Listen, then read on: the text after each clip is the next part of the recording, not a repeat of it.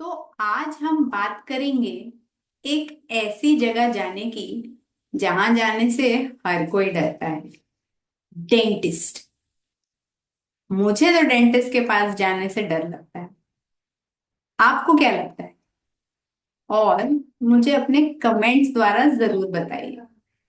हाँ हाँ, video pause कीजिए और मुझे बताइए, क्या आपको भी डेंटिस्ट के पास जाने से डर लगता है? अब बात ऐसी है कि अगर हम डेंटिस्ट के पास जाएं तो हम वैसे भी डेंटिस्ट के दांत के दर्द से डर रहे हैं। अगर हम डेंटिस्ट के वहां पर अंग्रेजी में बोलें, अब एक वक्त पे तो हम एक ही चीज से डर सकते हैं, या तो डेंटिस्ट से या तो अंग्रेजी से।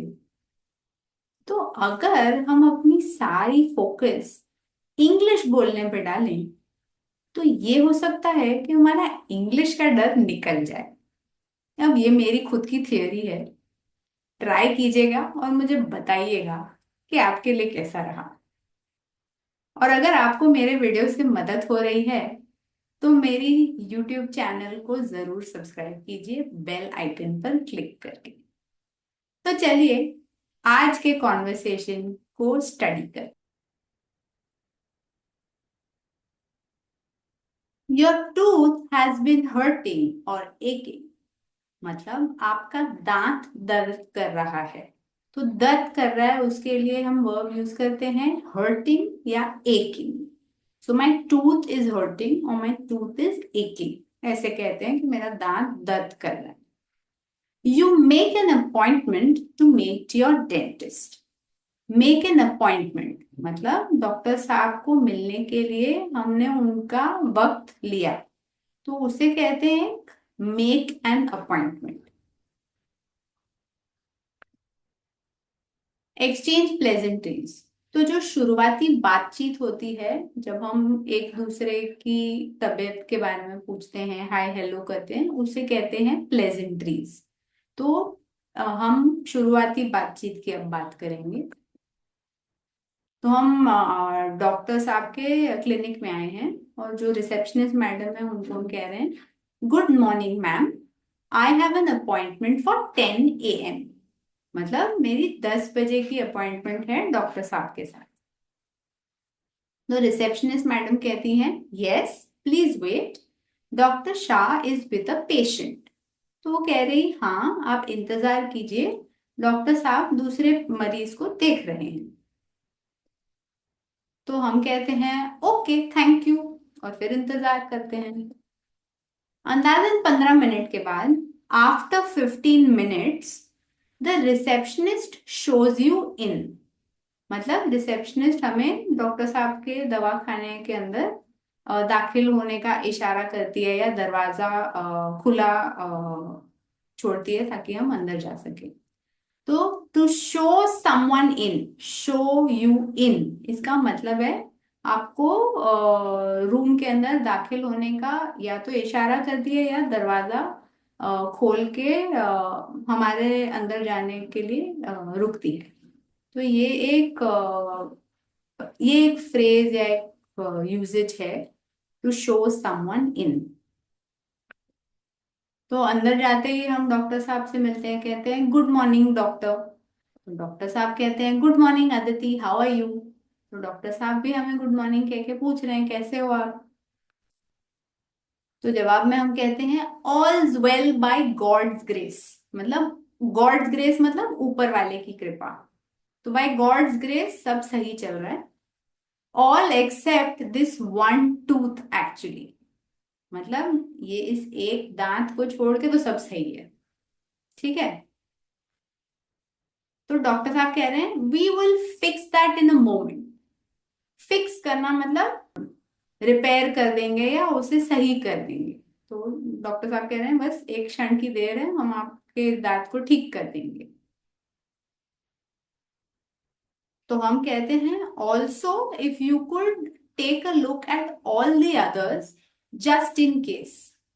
तो हम कह रहे हैं कि हाँ बाकी सारे दांत भी जांच लीजिए, कहीं कुछ कम ज्यादा हो, अगर कुछ काम की जरूरत हो तो जस्ट इन केस इसका मतलब होता है कि कहीं कोई संभावना हो कि किसी और काम की जरूरत हो, कुछ और दांत खराब हो गया हो, कुछ और रिपेयर करना, कैविटी भरना हो, तो उसके लिए जस्ट इन केस का मतलब है अगर कोई गुंजाइश हो, कोई संभावना हो। तो ये हम और संदर्भ में भी यूज कर सकते हैं। Take the umbrella just in case it rains. तो मतलब हम कह रहे हैं छाता लेके जाओ, कहीं बारिश हो गई, बारिश की संभावना है, अगर बारिश हो गई तो जरूरत पड़ेगी। मेरी आपसे एक सजेशन ये रहेगी कि आप वीडियो यहाँ पर पॉज कीजिए और जस्ट इन केस इस फ्रेज का यूज आप अपने वाक्य में कीजिए और कमेंट्स में वो वाक्य दीजिए। मैं आपके कमेंट्स पढ़ के उसके ऊपर आपको जरूर रिस्पॉन्स दूंगी। और अगर आपको कुछ और सवाल भी हो तो आप कमेंट्स द्वारा पूछ सकते हैं। तो हाँ, वीडियो पॉज कीजिए और एक सेंटेंस बनाइए जिसमें आप जस्ट इन केस का यूज कर रहे हैं। कर लिया? डाल दिया आपका सेंटेंस? चलिए आगे बढ़ते हैं। तो डॉक्टर साहब कहते हैं श्योर, मतलब हाँ जरूर, बाकी दांत भी देख लेते हैं। फिर डॉक्टर साहब कह रहे हैं द फिलिंग हैज ब्रोकन, मतलब जो दांत के अंदर जो उन्होंने फिलिंग भरी थी वो टूट गई है, इसीलिए दांत दुख रहा है। तो हम कहते हैं okay, I didn't know that could happen, मतलब मुझे पता नहीं था कि ऐसा भी हो सकता है कि फिलिंग टूट जाए। बाकी सारे दांत देख के डॉक्टर साहब कहते हैं you also need a thorough clean up, there is way too much tartar. मतलब डॉक्टर साहब कह रहे हैं कि आपको बाकी सारे दांतों की सफाई करने की जरूरत है, क्योंकि दांतों के बीच में वो टाटर जमा हो गया है। मतलब वो जो दांतों के बीच में जो पीला सा हो जाता है ना, जमा कचरा, तो उसे टाटर कहते हैं। तो वो साफ करने के लिए क्लीन अप की जरूरत है। अब थरो, थरो इस शब्द का मतलब है कंप्लीट, मतलब अच्छा, अच्छा सफाई करने का जरूरत है, कि अच्छी तरह से सफाई करने की जरूरत है। तो आप कहते हैं क्लीन अप्स हर्ट, मतलब सफाई करते वक्त दुखता है, तो इसीलिए हमें वो अच्छा नहीं लगता। तो डॉक्टर साहब कहते हैं if you don't get rid of the tartar your gums will become weak. तो डॉक्टर साहब कहते हैं देखो, दुखता है वो तो पता है, तो उनका कहने का भावार्थ ये है कि अगर आप वो जो पीला पीला कचरा दांतों के बीच में जो जमा होता है, जिसे टाटर कहते हैं, वो अगर निकालेंगे नहीं, तो get rid of, get rid of मतलब निकाल, निकाल फेंकना।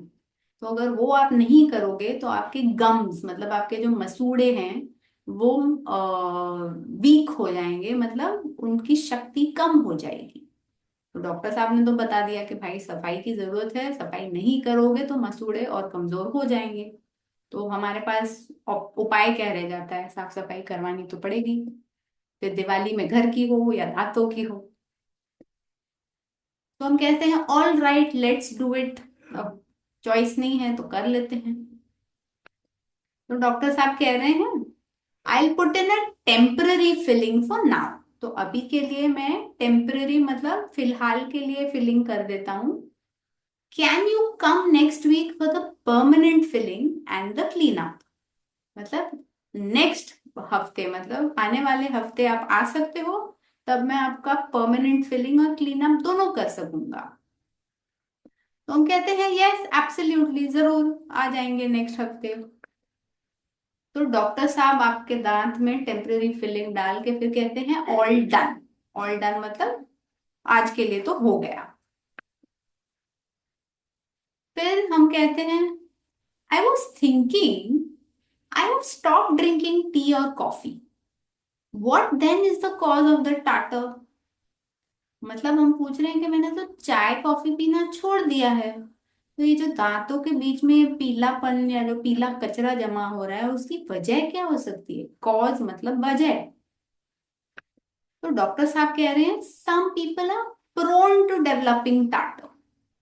तो some people are prone, prone मतलब कुछ, prone is likely to get or suffer from something, मतलब कोई चीज होने की संभावना ज्यादा होना, उसे कहते हैं टू बी प्रोन। तो कुछ लोग होते हैं, तो वो कह रहे हैं उनके केस में दांतों के बीच में कचरा जमा होने की संभावना ज्यादा होती है। हो सकता है दांतों का शेप ऐसा होता होगा, तो उस वजह से ज्यादा संभावना है दांतों के बीच में ताकत जमा होने की। तो अब कह नहीं सकते, बेसिकली चाय कॉफी बंद करने से दांत के बीच में कचरा जमा होना तो बंद नहीं हुआ है हमारे केस में। तो हम कहते हैं चलो ठीक है। तो हम कहते हैं ओके, थैंक यू डॉक्टर। अब आज के लिए आपने जो काम कर दिया उसके लिए थैंक यू, बिकॉज दांत दुखना तो बंद हुआ, सबसे बड़ी जो मुश्किल लेके हम आए थे। तो डॉक्टर साहब कहते हैं योर वेलकम, योर वेलकम। तो योर इस शब्द को मैंने जो अंडरलाइन किया है, इसमें योर बनता है यू और आर, तो लिखा जाता है यू आर वेलकम। पर बोलते वक्त हम यू और आर को कंबाइन करके बोल देते हैं योर, तो योर वेलकम। तो आप भी जब बोलना चाहें तो यू आर वेलकम के बजाय योर वेलकम अगर आप बोलेंगे तो आपकी अंग्रेजी ज्यादा नेचुरल साउंड करेगी। तो ये थी हमारी आज की वीडियो जिसमें हम डेंटिस्ट साहब से मिलने गए थे। और हाल फिलहाल के लिए तो सब सही है, टेम्परेरी फिलिंग जगह पर है। उम्मीद करती हूँ इस वीडियो से आपकी मदद हुई होगी।